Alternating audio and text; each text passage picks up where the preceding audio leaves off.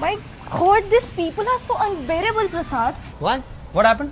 अंदर प्रेजेंटेशन चल रहा था and this guy Ayush started talking in regional language. कुठली भाषा? This मराठी. मग चुकीचं काय त्याच्यात? See, I know आपण महाराष्ट्रात राहतो, पण talking in Marathi in front of clients is so unprofessional. It's so गावठी. गावठी. हे बघ तन्वी, कदाचित तू चुकीचा महाराष्ट्र बघितलाय. आम्हा महाराष्ट्रीयांना इंग्लिश बोलता येत नाही अशातला भाग नाही, पण आम्हाला स्वतःची भाषा बोलायला कधीच लाज वाटत नाही. या महाराष्ट्राच्या मातीला असे महाराज लाभले ज्यांनी हिंदू, मुस्लिम आणि इतर जातीच्या लोकांना एकत्र घेऊन स्वराज्याची स्थापना केली.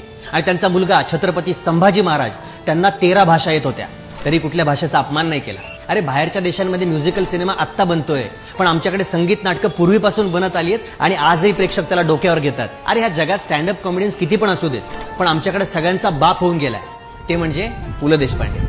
भारताची पहिली महिला डॉक्टर सुद्धा आमचीच, क्रिकेटचा देव सुद्धा आमचा आणि गायनाची कोकळं सुद्धा आमचीच. माणसांना माणसांसारखं जगवणारे 2 बाबा या महाराष्ट्रात झाले. माणसांसोबत प्राण्यांनाही माणुसकीने वाढवणारे डॉक्टर प्रकाश बाबा आमटे इथे झाले आणि भारताचं संविधान लिहिणारे डॉक्टर बाबासाहेब आंबेडकर सुद्धा इथेच झाले. अरे एलेला सिम्फनीमध्ये गाणं रेकॉर्ड करायला पोहोचले आमचे अजय अतुल. तरी काही लोकांना आम्ही महाराष्ट्रच गावठीच वाटतो.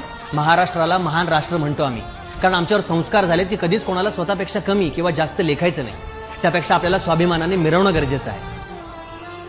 समजलं? येतो. जय महाराष्ट्र. जय महाराष्ट्र.